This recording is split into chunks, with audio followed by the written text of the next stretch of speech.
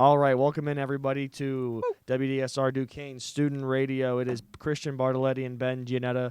Today we're coming at you to talk about Pittsburgh Steelers, New York Giants, and also cover a little bit of the game prior, just the Steelers season. We're doing our pregame show. We do every single Friday, 2 to 3. Tune in, DSR Duquesne Student Radio. First, we like to start off whenever we do this about the injury report before we dive into the prior game, which was the Steelers and the Jets, and then talk about the future with the Giants game coming up, prime time Monday night, 8:20 kickoff. First up for the Steelers, they actually stopped listing Tuesday and Thursday practice habits. So I don't know what the guys did Tuesday and Thursday. Tuesday and Wednesday. I only know what they did on Thursday. So as of yesterday, Roman Wilson did not practice. I don't know if you saw, he re-injured his hamstring a little bit. It didn't even matter. They weren't going to play him anyways. And he hasn't really done anything. Yeah, which I don't think is his fault necessarily, but at the same time, whatever. KZ was a full participant, which he hasn't been a factor because of the next guy, Deshaun Elliott, who did not practice on Thursday. I don't remember him being injured. I just think, I don't know, give him a rest day. Dante Jackson, the cornerback, was a full participant. Matakevich, who's a special teamer, was limited, but whatever. Herbig and Frazier both did not practice. Those are legitimate injuries, I believe, that they're both not going to play again. Cam Hayward did not practice, but he's all right. He just gets his vet rest. Dylan Cook, who was a full participant. And then Keanu Benton and Cordero Patterson were limited in practice. But Patterson probably will be down. It hasn't mattered much because of what Najee Harris has been doing the past couple of weeks. But Benton is a huge game wrecker up front. You saw him make multiple plays in that Jets game. Yeah, so. Deshaun Elliott's dealing with a back injury. He's questionable. No, I think he's going to play. Yeah, probably. And you need it because I think, especially with what we saw on the ESPN line, which we'll get into a little bit later, but you're going to need him for this Jets game, or for the Giants game, excuse me. And for the Giants, they have a lot of did not participate. Cordell Flott, they're one of their corners, didn't participate. Jamie Gillian, their punter, did not participate. Trey Hawkins III, Adoree Jackson, Dexter Lawrence, and Ty Summers all did not practice. Dexter Lawrence is not going to miss this game. The Jets are trying to rebound their season and keep their hopes alive somewhat. It says he's dealing with a hip injury, but he's going to play. No, there's no way you can't play him here.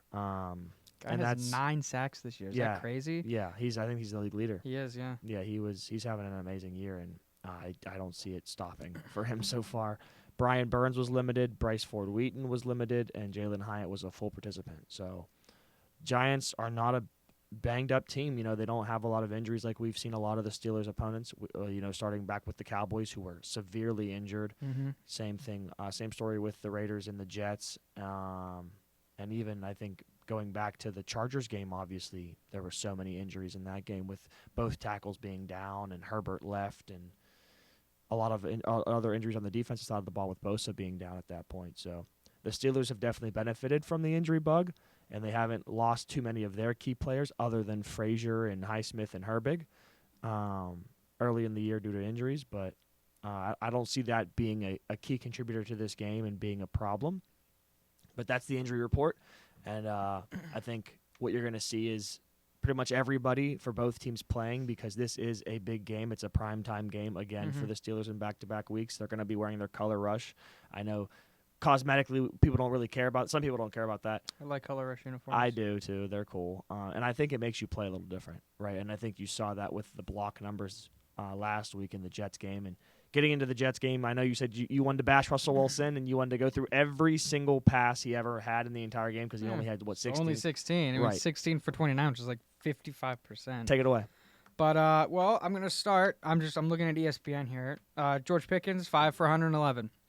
Good. Okay, here we go. And a touchdown. But yeah, and the touchdown. I'll get to the touchdown. But the pass I want to get to is the quote-unquote moonshot from Russell Wilson. And people are just, I don't know why they're praising him just for throwing it. Like, it's one thing to throw it down the field. Like, holy crap, Justin Fields doesn't throw the ball down the field, and Russell Wilson does.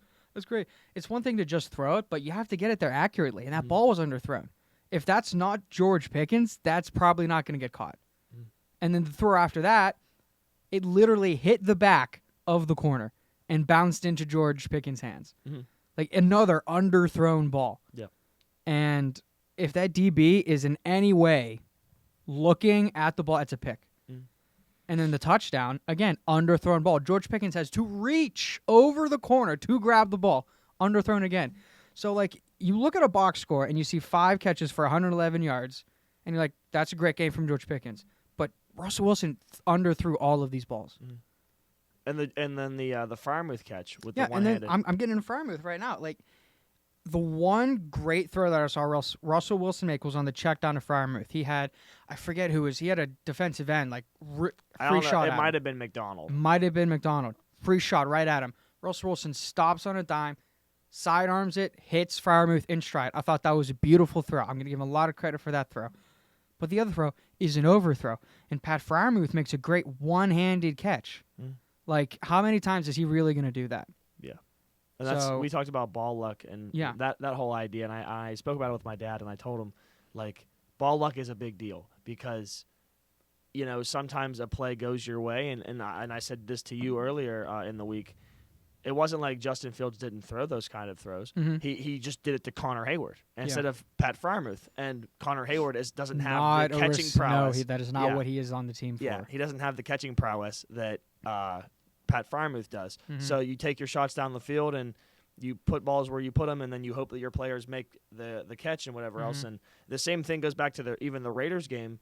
Fields in like the garbage time end of the game before he had his rushing touchdown, he did take a shot to George Pickens one-on-one in the end zone. It was an inside fade, and George had the defender on his inside hip. It was a back shoulder ball. George went up in the air, hit him square in the hands, and he dropped it. Could have been a touchdown. And you could have been looking like people say that he doesn't get George involved enough and he didn't throw for enough touchdowns. Well, he could have threw for one right there. George dropped it.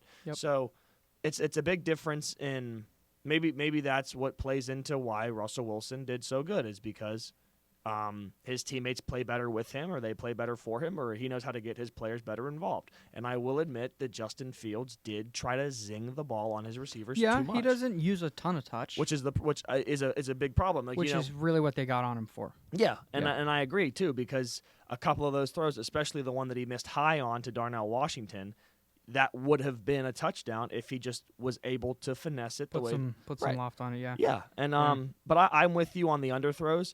I did say last week, though, for me to go against, because we both were very bullish that Justin Fields should have been the starter, needed to be named the starter. You should have kept moving forward with him. And I think regardless of who played quarterback on Sunday, the Steelers would have won that football game. Oh, absolutely. Absolutely. And I'm just going to quickly finish this up. I've got nine more catches. Calvin Austin had 1 catch for 36 yards. There was no one within 20 yards of him when he got that ball. If you don't make that throw, you shouldn't be in the NFL. Darnell Washington had 4 catches for 36 yards. On the same play. All checkdowns on the same exact play. I think they just ran it to the other side for one of his catches. It was a check and release, so he stayed in to block. Same play. Right. Van Jefferson had 2 catches for 15 yards, both checkdowns. Jalen Warren, 2 catches for 15 yards, both checkdowns. Like, he did not impress me at all, and all of his throws were underthrown. And I'm giving a ton of credit to this receiving corps for the Steelers because they made him look really, really good. And that's what's funny just too, really made him look good. Because that's not the story of the season. Because no, it's been not. We've been saying about it. It's Van Jefferson, it's Calvin Austin. That's who you have as a supporting cast for George Pickens. You know, we've kind of made fun of it in a way because it just doesn't make much sense, right? Like why don't you have someone else? And there's been times and there's been chances to go get someone else, and you haven't done it. Yeah, and he actually had a competent run game this game. Yeah. Najee went over for 102 yards. Jalen Warren had 44. Yeah. I mean, that's the when best. Does that happen this year? Right. That is the best the ground game has looked all season, and that's what I was also talking about this just off air. I was just saying that, you know, Justin Fields' first game where they had a competent run game was the Raiders game, and they put up 30 points. And then the next week, it's like, oh, my goodness, now the Steelers can run the football. That's like their entire game, their scheme. Every week, every season almost, they want to run the football. They want to be a hard-nosed team, and they want to just pound the ball down your throat. And that's what they were able to do in the Jets game that opened the offense up more. Yeah. Justin Fields didn't get to experience that for the first 5 starts of this season. Only in 1 start did he get to experience that, plus a great performance by the defense. Yeah, and he still won 4 games. Yeah, and you saw what happened, though, in that Raiders game whenever he got the run game started and the offense looked the way that it needed to look. They had a blowout win on the scoreboard. Mm-hmm. And this story is the same way. And I liked what you said about the Beanie Bishop's second interception. You said to me, if Beanie Bishop doesn't make that play and it's caught by If it's caught by Garrett Wilson, yeah, which it should have been, obviously, no doubt. yeah. If that's caught by Garrett Wilson, you can take off 7 points. Right, you can. It's a 14-point swing. It's because they could go down and score. It's a 14-point swing. Yeah, that makes this. What was the score? Was it like I think they were still down 15, at that 13? point. Yeah, they were still down. Yeah, at that that makes point. it a 22-13 game instead of a 20-15. Yeah, Like exactly. It's a completely different thing. And then once you see that second interception, they get down to the 1. You're kind of demoralized, especially whenever Russ gets the rushing touchdown on a sneak. Yeah, it completely changes the game, and I like that point because it's so true. And the Steelers needed that interception. They needed a big performance, and they got it. They were not doing anything in the first half until that last drive. And you cannot rely on that. And I said this to my dad, too. I'm like, you cannot rely on your defense to make that play every time because whenever the playoffs happen, and if your goal is the Super Bowl, in the Super Bowl, those Super Bowl quarterbacks are not going to make those kind of decisions that Russell Wilson, Jared Goff, that Aaron Rodgers did. Like Jared Goff, Patrick Mahomes, well, Lamar you're Jackson. Not going to see Mahomes and Lamar in the Super Bowl. But on your way there, on yes. your way there, yeah, like a Jordan Love. Right, exactly. Yeah. And then you're going to say Sam Darnold. Sam Darnold has to be in the after the Rams game, but that's a little bit controversial to say. They're looking like they might be on a swing here, but I still think I'm not going to say that the Vikings are contenders. Not anymore. Not anymore. But I think that they're definitely a playoff team. I think they could get a playoff win. I don't think they'll get to the Super Bowl, though. You think the Stafford... I think NFL teams are starting to figure out that And it's the Lions. I think the Lions did it. Yeah. Yep. But I don't... There's also some controversy from that game. Yeah, at the end. Yeah, the face mask and everything. And I'm a referee, okay? I ref high school basketball games. I got to stick up for my refs here. The head referee, it was hard to see... that face mask. It really was from his point. Did you see the back judge? I saw it. That's what I'm talking about. The back judge. You couldn't see it because it's hard to see. Like you see, it was Byron Young, right? I think Byron Young made a sack. Yeah. You just see a guy reach and he grabs somebody and then he pulls him down. You can't see that he got any face mask because you're looking at the back of his helmet. It's just like I think that somebody else should have thrown a flag because I don't think that the back judge is the only one that should be looking at that. There has to be other refs.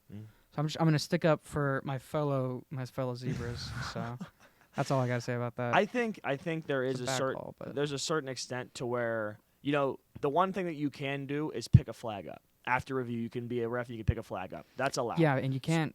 You can't drop one. Yeah, you can't re-drop one. You can't. Yeah, if you review something and there was a flag, you cannot drop one and say that there was a penalty. So if that play decided the game, and that's very obvious. So when that play decides the game, just drop it on the floor. And then you can send it to review, and then you can have it be reviewed under 2 minutes. Everything is reviewed by the league under 2 minutes. You call the penalty, and then if there is no flag, then you just pick it up and no harm, no foul. Exactly. Yeah. They just didn't drop the flag. Yeah. And there's nothing to say that the Vikings were going to go down and score a touchdown and convert the 2-point conversion to tie the game and then go into overtime and win. There's nothing to say that, but they could. You robbed them of the chance. Yes, exactly. Yeah. I'm with you, but just to hone it back in to this Jets-Steelers game. We were just talking about how the difference is a few key plays. That play right there, the Beanie Bishop second interception, could have swayed the game differently.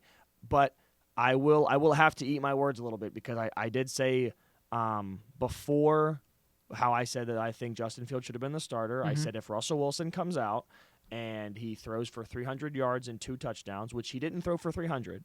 He threw for 264. Yeah, something like that. Yeah. But if he throws for 300 and 2 touchdowns or 3 touchdowns and no picks, I will eat my words and say it should be his job and it was a good decision. Tomlin was asked if this was by Brandon Marshall of all people, which is super funny. Brandon Marshall, former Pittsburgh guy, former NFL receiver. I'm sure everyone knows his name. Did he play for the Rams or play for the Rams? Brandon Marshall? Yeah. In his career? I think I'm thinking of somebody else then. The linebacker, Brandon Marshall. Oh, Dolphins, there's a wide receiver. Jets. There's a wide receiver named Brandon Marshall. I know there is. Dude, the wide receiver named Brandon Marshall is 6'4". He's huge. He is a big name. Okay, so there is a wide receiver named Brandon Marshall. That's what I'm talking about. You said linebacker. Did I? Yeah, you said linebacker. Oh, I meant No. You're thinking of the linebacker Brandon Marshall that played for the Rams. No, I'm I'm going to listen to this back. I said wide receiver. Our one You live said listener. linebacker. Our one live listener. You said linebacker. What was the first reference? I said Brandon Marshall, the first reference. Because then I did say linebacker, but I said linebacker second because I think you're thinking of the linebacker Brandon Marshall who played for the Broncos. The guy that's playing now? He doesn't play anymore. But like Brandon Marshall, the wide receiver, I think did he ever play for the Giants or like the Rams? You said the Rams. Never played for the Rams. Okay, because he was Miami, and then he went to the Bears, and he was big on the Bears, and he had the reception record on the Denver, Miami, Chicago, both. So he did play for the Giants. I was right about the Giants. I knew he played for the. I knew he played for the Giants. It was 1 year, but I knew he played for the Giants. What was his stats on the Giants? I don't know. He played like for 1 5 year. receptions. You just got lucky with that. Okay, he's so he played for the Broncos, Dolphins, Bears, Jets, Giants, Seahawks, Saints. So he didn't play for the. Who did I say? You said the Rams. The Rams. He never touched the Rams. I swear. Okay, I'm gonna go back to their rosters. I'm gonna find who I was thinking of. Tavon Austin? Going. No, not Tavon Austin. So Brandon. It was the St. Louis Rams too. Brandon Marshall asked Mike Tomlin if this was his biggest decision and his most gutsy call or his most controversial decision he's ever made as a head coach. And Tomlin's response was, "That's why I'm well compensated." Hey, are you kidding me? That's what he said. That's what he said? After a 264 passing yard, 2 touchdown performance, 1 rushing touchdown. I will mention it. Oh, my Lord. I mention rushing touchdowns when it comes to Justin Fields, so I'll mention them whenever it comes to Russell Wilson. I will also mention his rushing touchdowns. So 3 total touchdowns, but yeah, he said that's why I'm well compensated, and I don't think you should have that kind of swagger because he didn't wow anybody. But I'm with you, man. If I have to,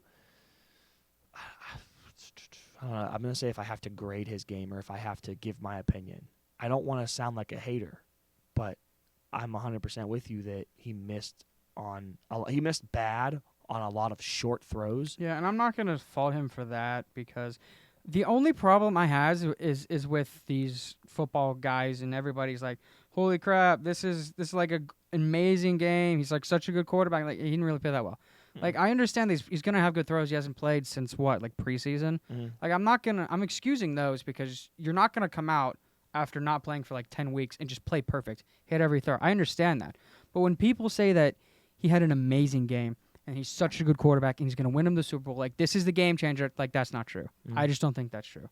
But that's what you're going to hear that from any and all Steelers fans because it gets bad whenever there's hope. If there's any hope ever, any bit of optimism, it gets ran with in Pittsburgh, and it is bad. And that's why I'm trying to remain kind of this is not a Super Bowl team because in all things considered, it isn't. I mean, it's a Super Bowl defense. I don't even know about that. I think it's a Super Bowl defense. I think that the way the defense is playing, they're definitely a Super Bowl caliber. I think they bend too much. And because whenever they bend that much, a good team is going to make you break. And they haven't played a good team yet. I will wait until I see what they do against the Ravens twice in this season. That's true. That's what I want to see. That's my real test. Whenever you come across Derrick Henry, who in his career has done very poorly against the Pittsburgh Steelers. Pittsburgh Steelers have done well in matchup history of stopping Derrick Henry. But Lamar Jackson with his legs on top of throwing the ball downfield to his weapons, which, there's not a lot of huge names. I know, obviously, Zay Flowers, Rashad Bateman's having a decent year, and Isaiah Likely has had a decent year, and then Mark Andrews is trying as well. But, I know that'll be where you see the Steelers, really. And we've talked about the stretch that they go on where they have to play Cincinnati twice, which it depends on how you view Cincinnati. But they have to play Cincinnati twice. They have to play the Ravens twice. They have to play Philadelphia still. They have to play I don't think they have Kansas. No, they do have to have Kansas City later in the year. Ooh. Yeah, they go on a big stretch where it's a lot of tough opponents, and you needed to come into that stretch with a good record. Okay. Yeah. It's Giants at Commanders. Host the Ravens. Go to Cleveland. Go to Cincinnati. Host Cleveland. Go to Philadelphia. Yeah. Go to Baltimore. Yep. Host Kansas City. Yep. Host the Bengals. Yeah. It closes out a tough stretch. You have to win against the Giants, 5 or 6. Commanders, and both games against the Browns. That gets you to 9 wins, which means that you can lose realistically Like if you beat one of For a Tomlin season, you can lose them all. 9-8. you can split against the Bengals, Mhm. and that gives you a 10-7 record. I think they can sweep both the Browns and the Bengals. I think they Really? can. I think they can. Okay. And I think that they should. Because if to be I'm honest. being honest, I think the Steelers drop both games against the Ravens. I think they lose to the Chiefs, and I think that they lose to the Eagles. I couldn't tell you the last time. Maybe like 2015 or 16 was the last time the Steelers dropped both games. Yeah, to the but this season. Ravens team is different. As I a know. guy who I'm with you. watched Derrick Henry just do whatever he wanted to my Bucs defense, this is a completely different Ravens team that we've seen. Lamar Jackson actually has a competent co-star. Mm-hmm. And In it's that backfield. dangerous. It is they're sure. such a dangerous team. Yeah, and Derrick Henry always has been dangerous, and that's the thing that you see with the Steelers defense, where they primarily bend in the pass game, which is surprising because you think the pass rush would get to them or get to quarterbacks and then cause problems in the back end. And you have the play, have Dante Jackson, who is top 5 in the league in interceptions, I think still, and Beanie Bishop just got 2 interceptions. He's been a great slot corner addition as an undrafted rookie free agent. Joey Porter has emerged himself as a top 20 outside corner playing on the boundary. You have Deshaun Elliott, who is the best safety you've paired up with Minkah Fitzpatrick since his entire career here. And he's, PFF graded one of the best safeties in the entire league, and he plays really well. He's the box guy. So if you wanted to liken this to the old Steelers, because since 2008, they haven't seen a secondary like this in terms of their safety play. It's funny. You would think that Minkah is the Troy Polamalu-like guy. It's Elliott. Deshaun Elliott. Elliott plays in the box. He fills in the run. He's downhill and aggressive, and he flies around in the intermediate stuff. And then Minkah just plays center field and rovers over the top and takes away any deep, which is what Ryan Clark would do. So it's you would think, because obviously Polamalu was the better player than Clark. Yeah. But in this circumstance, It's the Deshaun, rover. The rover safety, Minkah Fitzpatrick, is the better one. Yeah. But I mean, I agree with you to a sense, but I looked up defensive stats because I know the Steelers defense has been rated as like the best and for many seasons. Yeah, but and every you got to season, take that with a grain of salt. Yeah, every single season, they are top 5 in passing yards allowed, and I looked it up. So they are in the top 10 in passing yards allowed in the entire NFL, but they are top 5. Top 10 most. They allow the most out of the top 10 teams in passing yards. Ooh, I don't like that look. And then they are top 5 in not allowing rush yards. So their total offensive yards looks good, but it comes primarily in the pass, and they don't let up in the run. Because they haven't played any offensive pass-heavy teams. No. Like they played the first week Falcons, who are not the same Falcons that we see now. They played the Broncos. Broncos do not have an elite passing offense. Same with the Chargers. Or the Colts now, because they have AR back. Yeah. Dak has not looked like Dak from past. It's just not the same Dallas Cowboys team. Raiders can't throw the ball, and Aaron Rodgers is not what he used to be either. Yeah. So like they have not, and if they're they're going in to play Kansas up, City and with DeAndre Hopkins, who will have a chance to really mesh with Patrick Mahomes by the time that the Steelers play them. And on top of the Ravens, and we've seen how electric their offense can be, not only in the run with Derrick Henry, but also in the pass, because Lamar actually does have an accurate arm and can throw the football, contrary to what many people have said. Joe Burrow as well with Jamar Chase. Joe Burrow's going to sling it. I think Jamar Chase might lead the NFL at the end of the season in receiving yards, and Joe Burrow's still got to play the Steelers twice. Yeah, that's what I'm saying. It's been a lot. So the Steelers are 11th in the NFL in total yards allowed, for 11th least. But when it comes to passing yards allowed, they give up how many, like 8th or 9th most? Yeah, they are 2, 4, 6, 8. They are 10th in most allowed. Ravens are actually first in allowing passing yards. They've allowed the most passing yards. Because how many shootouts have they been involved in? And then they are 4th in rushing yards allowed, least rushing yards allowed. The Steelers? Yes. That kind of surprised me. I feel like they'd be a little higher. They don't allow the ground game ever. Who's above them? Detroit, Kansas City, and Baltimore. So Baltimore's the exact same way. Baltimore allows a lot of passing yards and takes away the run. It's just the difference is they got a lot better offense. Yeah, and right. and that's the problem that you saw with the Steelers defense in the past, is that they've been left on the field so much. There's been so many 3-and-outs and punts and turnovers and whatever else. Maybe not so much turnovers, because that was kind of what the Steelers prided themselves on, is not turning the ball over. And Kenny Pickett had the record for 400 something passing attempts without an interception for that stretch. It was really awkward, but just the 3 and outs, not moving the ball down the field, not placing your defense in good field positioning, and always kind of putting them a step back and making them be on the field forever is what you've seen, and that's why they kind of broke in a lot of games. But I think that passing statistic, it scares me because like Breece Hall, we talked about it, he only had 30-something rushing yards in that game, but he had 110 on the ground. And Aaron Rodgers, despite all of his miscues and his interceptions, he had 38 rushing yards and he had 103 receiving yards. Yeah, exactly. So and Aaron Rodgers had almost 300 yards passing. Yeah, he had 276. Yeah. So he threw for more yards on top of his 2 interceptions and his miscues against the Steelers defense. Yeah. And that's the thing too about this Giants team that I want to get into is their defensive front is really good. I think I might be a little, but it might be the best in the NFL. I think the Jets was the best defensive front, which is crazy to say because think about Quinnen Williams, how dominant he's been. Yeah, Will McDonald is like third in the NFL in sacks. But I would take Dexter Lawrence over Quinnen Williams and Brian Burns over Will McDonald. Plus, they also have Azeez Ojulari, who's playing very well this season. Yeah, I'm with you. But then it comes to the linebacking core, and that's where I think that's the weak. drop They're off. very weak there. Yeah. Yeah, but I mean, we've seen this Giants pass rush tear teams apart. Yeah. Like, I don't think Najee's going to have another 100-yard rushing game. Oh, it's tough. It's so tough because I was trying to think about really what my expectations should be, and that's been the problem all year is that I expect one thing because of what I've seen, and then I get another result. So far, the past 2 games, we've seen continuity in 30-plus point performances and almost 100 yards rushing for one player as a team, probably over 400 total yards, which never happened under Matt Canada. But can you be consistent and can you maintain that offensive output through the rest of the season? This Giants game, they should. And I understand we looked at the point total.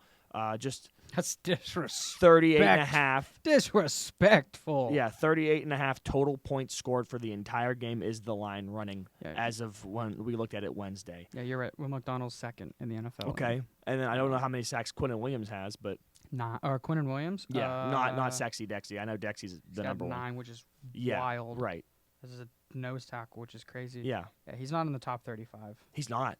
Wow, No, I don't even know well, I where mean, he obviously is. he might affect the game differently than as a pass rusher. Does. He's not more of a pass run rusher. stuffer. Okay, that's fair enough. I think Dexy does both of them though. I think Dexter Lawrence is a pass rusher and a run stuffer. Having 9 sacks at 340 pounds is just wild.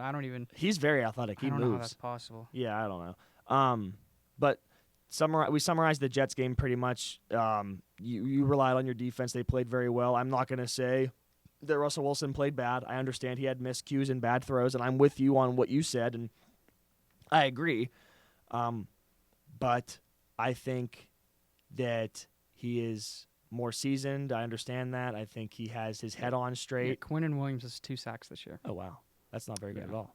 But, No. But TJ only has like 3.5 or 4. So I think he has 4. Yeah, but he has 4.5. Just to sum up, actually tied for 14th. 4.5 is tied for 14th. Yeah. Wow. He'll get more. Crazy. Yeah.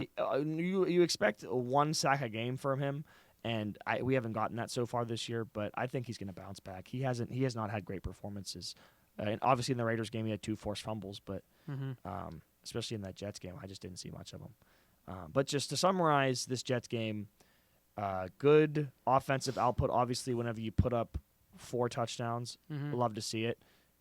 It's not necessarily that hard to do that whenever your defense takes all the willpower from this Jets defense. Yeah. And the Jets defense was also banged up. They lost Sauce Gardner for like a play or 2, and they're onto their 4th corner.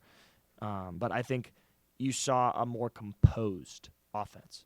It wasn't like highs and lows. Obviously, there was the lows of the missed bubble screen that he threw it into the dirt, and then other miscues. But I think you saw a composed and confident offense, as opposed to a sporadic but confident offense. Because both offenses were confident. Yeah. Because just that's how Justin Fields is. Justin Fields makes other people just feel like at any moment a bomb could go off, and Justin Fields is going to throw for a 60-yard touchdown. Russell Wilson doesn't necessarily have that deep ball scare. I know we saw it. But he's not going to throw a 70-yard rope like Justin Fields could. He'll throw a 70-yard moon ball, right, that someone has to run under. Yeah. But just to sum up that entire game, and I want your thoughts on it too, I thought it was a good performance. I think Russell Wilson is going to be your quarterback moving forward, and he probably will not get benched unless he gets re-injured or there's like 4 interceptions, unless he has a Kyle McCord game. To reference last night. Unless he has a Cal McCord game. Historic. Yeah, historically bad. He will not get benched. And the defense did much better in the second half. Took everything away from took everything away from Aaron Rodgers and didn't allow really any motion down the football field at all on that defense. And just to summarize the Jets game for you? What do you think? I'm going to agree and disagree with you. I agree that the Steelers as a team played extremely well. I mean, it's hard not to score 4 touchdowns when your defense hands you 2 of them. Mm. But I do think that Russell Wilson is the quarterback moving forward. I think that if he has a good game, like a game similar to this against the Giants, I don't think he'll get pulled for any playing reasons. But if he sucks against the Giants, I think he gets pulled. Mm. And sucks to How me bad is is suck? Yeah. below 50% completion, below 150 yards, and 2 interceptions. For the final stat line of the game? Final stat line. Okay. Well, yeah, And if horrendous. he has that going through 3 quarters, I think you bring Justin in the 4th. Wow. But like if he gets 60% completion, 210 yards, a touchdown, I think he's your quarterback moving forward. There was a rumored report that, and obviously sources unbeknownst, there is a rumored report, and you can fact check me all you want. I'm not sure how true it is, but apparently Tomlin has said or been thinking that he is not going to bench Wilson unless it is for Fields, and if he does it, he's not going back on it. If he ever benches Russell Wilson, Fields will remain the starter forever. That is like the thing. So he's not going to bench Russell Wilson for a half and have Fields come in for a half to finish the game, and then next week it'll be back to Wilson to start. If he benches Wilson, he's done. That's what I heard, and I don't know if it's true, and I can't report. That is a fact. So it's a grain of salt on that. Yeah, I don't know if I like that or dislike that. You can't be wishy-washy. You have to make your mind. And he made his mind up that Wilson was the starter, and that's who he named. So if you're going to go back on what you named, you have to stay true to that. And I understand where the thought process is there, because that creates controversy, and you cannot have controversy this deep into the season. And we've talked about how coaches in the NFL have talked about distraction quarterbacks. Mm-hmm. Whenever you have like how Josh Rosen was in Arizona. This is a long time ago, but Josh Rosen was selected 10th overall, and then the very next year they took Kyler Murray first overall. First overall, yeah. Josh Rosen on that team was a distraction quarterback because he was taken so high and immediately got benched. He obviously was trying to compete and cause issues. You've seen a lot of quarterback controversy when it came to Mason Rudolph and Kenny Pickett. Yep. They weren't as vocal about it. They didn't like go to the media and trash people and say that they should be starting or whatever else.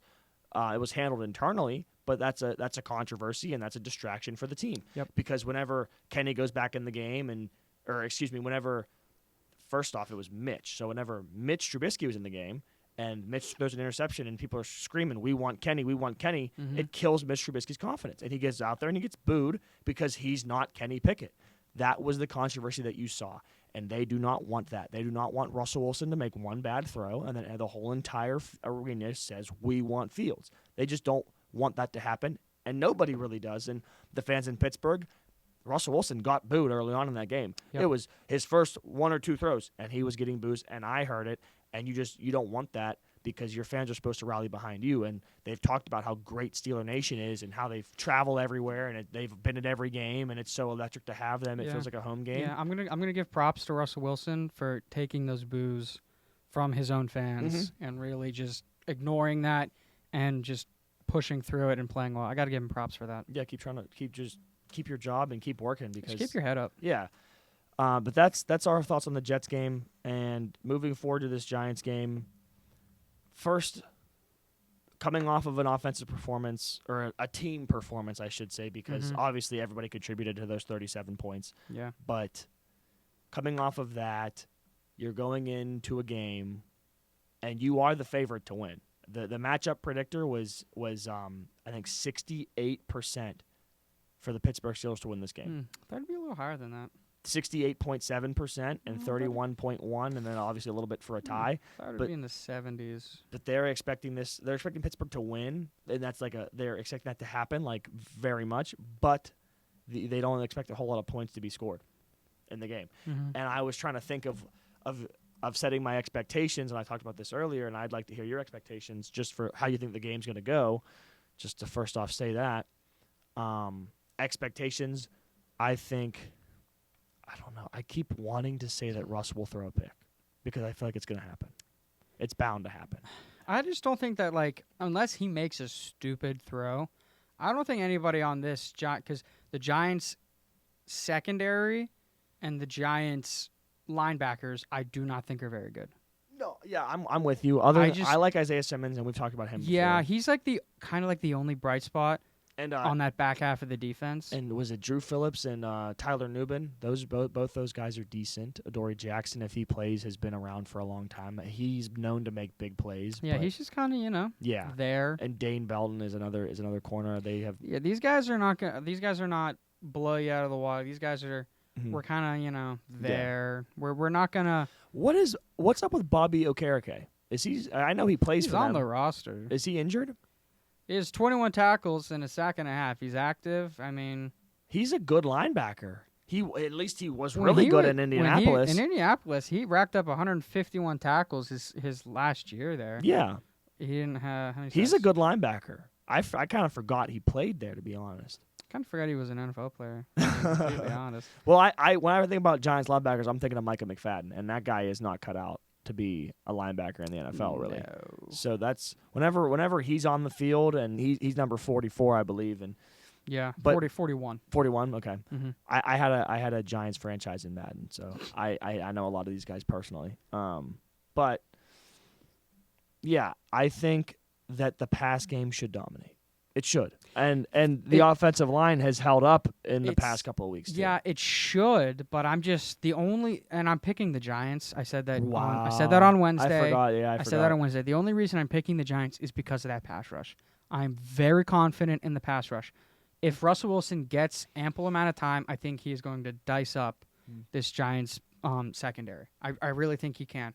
But can he get time? Because Brian Burns is playing very, very well. So is Azeez Ojulari. And then, Sexy Dexy might win Defensive Player of the Year. Yeah. He's playing at that kind of level. For sure. And that's the interior pass rush, too. Normally, we're talking about edge pass rushers against the tackles for the Steelers. It's interior now. And without the center. Fautanu? The center. Yeah, Zach Frazier. Zach Frazier. Yeah, they don't know Zach Frazier. Yeah. But I think his name's McCullum.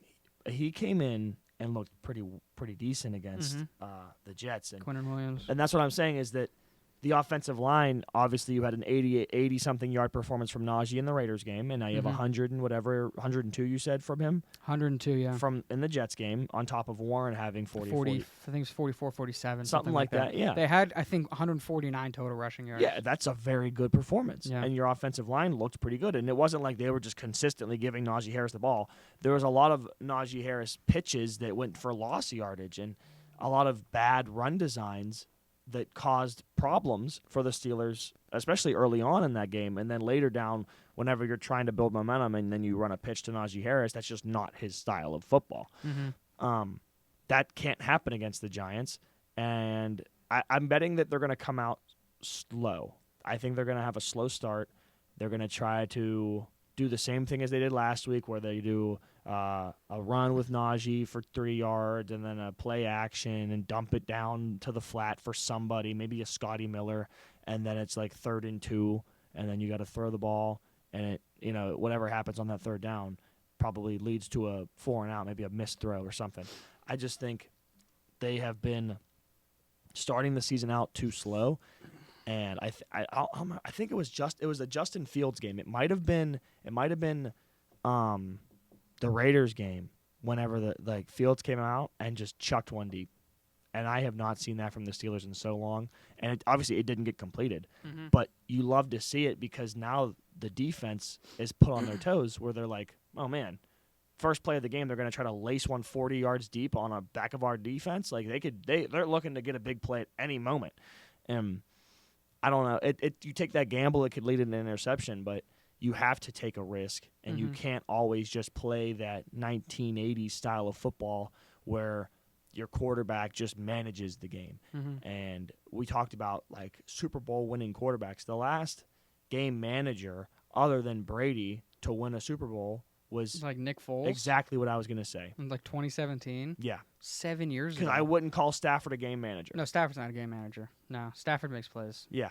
That's the last one. And Tom Brady was the upper echelon, top tier Hall of Fame level of a game manager. He's the best one of all time.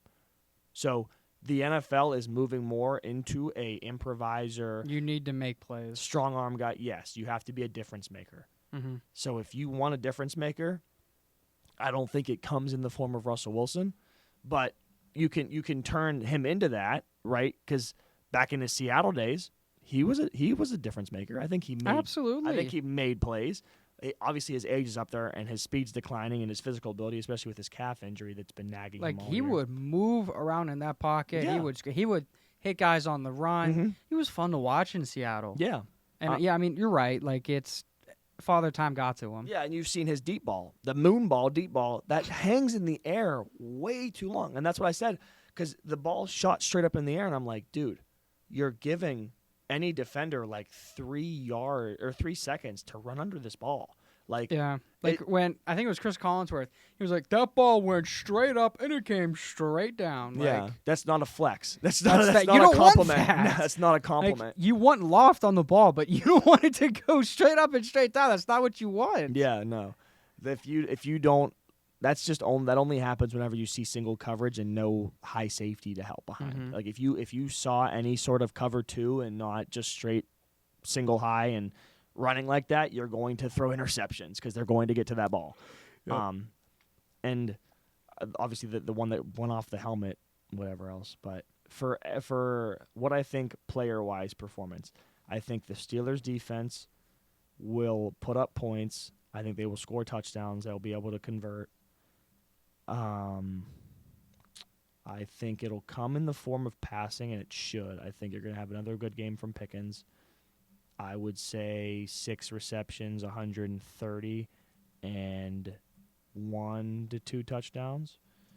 I think you're going to get they like Arthur Smith loves getting his 2 tight ends involved, and that obviously helps your run game whenever you come out in 2 tight end sets, especially having Darnell Washington being the mountain that he is. His honorary offensive lineman. Exactly. Whenever you have him on the field, the defense has to stack the box because if they weak box you, you will run all over them. Mm-hmm. So they stack the box, which allows for your receivers on your outside to probably have single coverage, which you saw a lot of. However, the receiver on the outside was Calvin Austin and Scotty Miller. Mm-hmm. What are you doing? Like you can't even Van Jefferson is 6 foot something, like 6'1" or 6 foot flat. You know, Scotty Miller I think is 5'10", and behind him is Calvin Austin. Yeah, these who's guys are all 5'9". slot receivers. Yeah, they are not outside guys, and the only reason why you'd put them on the outside is to just run a go ball and use their speed to get behind a corner. Mm-hmm. And I think you can do that in this game, but they are not the typical outside receivers that you'd want to see. So whenever you see a single receiver side and there's no safety rover over top, you take your shots. And it's to Pickens most of the time, and that back shoulder ball has always been there for him, and he's been so great at being able to adjust. Yep. But I mean, I just think that there's too many reasons for them to win this football game. Like you should be, if you can handle first level as an offensive lineman, if you can handle Dexter Lawrence and Brian Burns and even Azeez Ojulari, as you said, because he is underrated, and I agree with you. If you can handle those guys, and then Okereke is not stuffing in run gaps and flowing downhill, he plays very aggressive. If he is not causing that many problems, you should be able to get 5 yards a pop on your run game. And if you can do that, you can win the football game. And it might not be pretty. It might be a classic Steelers style of football. Monday night primetime. I don't really like primetime games. To my knowledge, have always been pretty garbage. Maybe that's the Thursday night games have the reputation last of being year bad. They were just atrocious. Yeah, well, it's a Monday night primetime game. All eyes are going to be on you. You're the only Monday night game. Yep. I think so that's just the Steelers offense. Steelers defensively, other than Malik Neighbors, this team is nothing. Singletary, not a quality running back. Yeah, Bellinger is not a quality. I'd like to agree with you, but I like Wan'Dale Robinson. He's kind of the only other bright spot on that offense. I like that wide receiver duo. As far as he's young or his actual talent on the field right now? Both.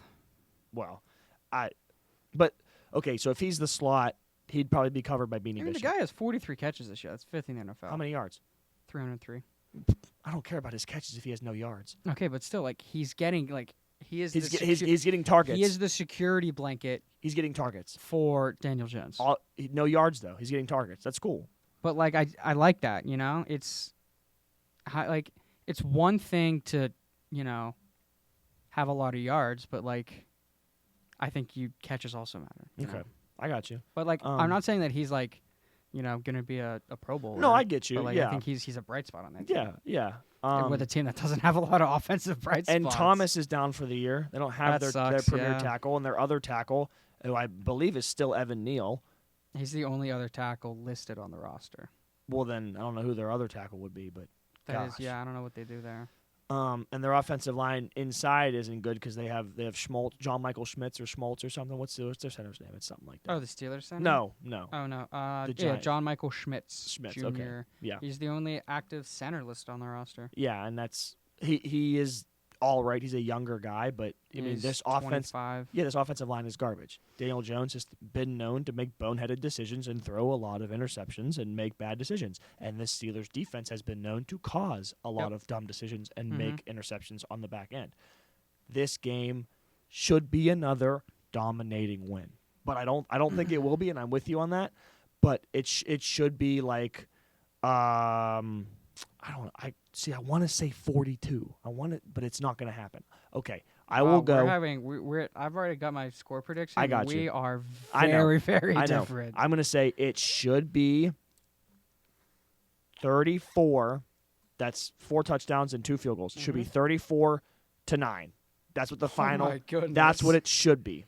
I think. Yeah, that's what it should be. And I was thinking when I was lifting this morning, in my head, for some reason, the score that pops out to me, it's like an epiphany, 24-10. That's my score. That's what I think. Okay. 24-10 is what I'm going with because that's 3 touchdowns and a field goal because they're not that's perfect. a lot more realistic. They're not perfect in the red zone, but I think it should be. You should be able to put up 4 to 5 touchdowns on this defense. It's not good, even in the air. You should be able to throw that many touchdowns. Yeah, this defense, the secondary is not good. It sucks. And I don't think they have any resemblance of a pass coverage coming from their linebackers. But watch what you'll see, like 2 interceptions and 140 throwing yards and 56 rushing yards, and then you're going to have like a 9-6 game. It's going to be awful. But like, just that's the way the NFL's gone this year. So my official prediction is 24-10. I'm going to say that I think Najee Harris has. This is tough. I think that they should do a lot more outside run. And that's just like an obvious call because of Dexter Lawrence being in the middle.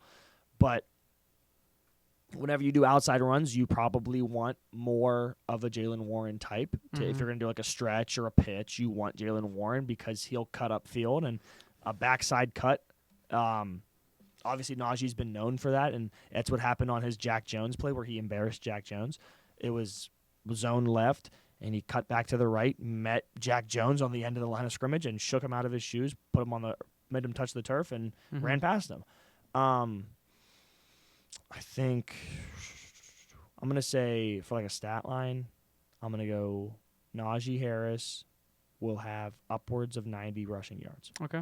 I think Warren will have another punch, and he'll have like 50.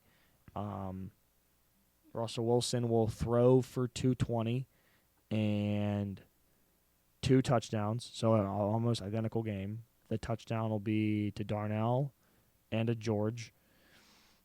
The defense will get the defense should get like 6 sacks this game. And I keep saying this, and maybe I've been spoiled as a Steelers fan that I've seen so many sacks in so many games, but this defensive line is garbage. They're injured. Their cornerstone, who's a great tackle, is out for the year. They don't have anybody other than him. Evan Neal has been regarded as one of the biggest busts in NFL tackle history. Yeah.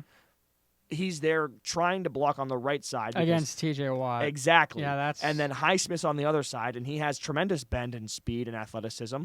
He should be able to get past whoever is in for Thomas.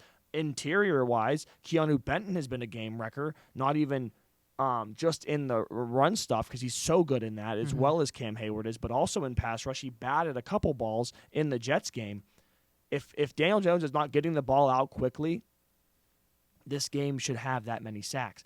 And normally when you see a lot of Malik Neighbors' plays, they're on double moves because he's a great route runner. I know he has the full profile of a receiver, but he is more of a route runner. I think he said he modeled his game after Devontae Adams. I know Garrett Wilson definitely said that, but I think Malik Neighbors also has said in interviews where that's the guy. He didn't model his game after Tyreek Hill or a guy who's known for just being a burner. He was a route runner. That's what he does. And all those LSU guys are route runners. And that's what his thing is. He likes double moves. He likes working tough catches and working the sideline. And I think Joey Porter can take that away. Okay. Yeah, I'm kind of just going to disagree with everything you just said. No, I understand. No, okay, so you just disagree. So what do you got? What do you think? I have a final score prediction of Giants winning 23-14. And okay, so what causes that for you? Well, how do you see this going? I think it was, how long was it, 2 or 3 weeks ago that I picked the Giants to get just destroyed by the Seahawks? How long ago was that? We both did, yeah. Yeah. So did the NFL, to be fair. But yeah, so did the NFL. And I think that Daniel Jones is just like so inconsistent. Okay. Like he looked terrible last week. He looked terrible the week before, and then he just beats the Seattle Seahawks. Like, how does that happen? I think he's gonna have one of those games. Like I don't know where it comes from. I don't know how he gets it, but he plays well like one game, and he sucks for like 3 or 4, and then he has another good game. Okay. And I think that's going to be against the Steelers. Okay. Don't know why. I just got a feeling. I get you. 'Cause there's been a lot of inconsistency. I think that they're going to work a lot of short passes early because, like you said, their offensive line is garbage. It's not good. They're going up against probably the best edge rushing duo in the NFL. I don't think they're going to lean heavily on the run. I think they're going to try and run it. I don't think they'll get a ton of success. They might get some, but they're probably not going to get a ton. That's the key strength of the Steelers' defense is stopping the run. Yeah, I don't think that they're really going to try to start to run the ball. So you see a lot of pass attempts from Daniel Jones. Yeah, basically. I think there's a lot of short stuff to start the game. I think they'll open it up later.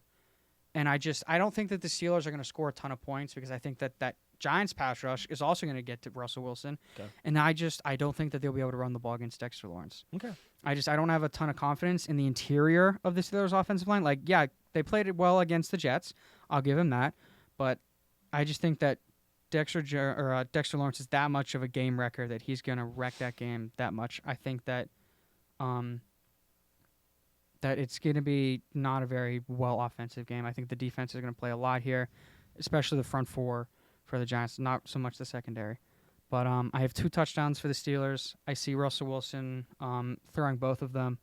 I see one to George Pickens, and I see another one to Najee Harris. I think Najee Harris gets the receiving. Okay. And then I have 2 touchdowns for the Giants. I have both passing touchdowns to Daniel Jones, one to Malik Neighbors, and then I have one to I forget who their tight end is, but it's not Cody. I think it's Theo Johnson. Yes, that's Theo Johnson. Yeah, I have one to him. Yeah, he's pretty good. Yeah, so and then 3 field goals for the Giants. So that's because they like to kick a lot of field goals. Yeah, but that's kind of what I have, and I don't have any field goals for the Steelers because I think that if they get into they go for it on 4th down and they just don't get it. I don't think they're going to kick field goals, even though they have whatever his name is, Boswell, who's having an incredible year. Yeah.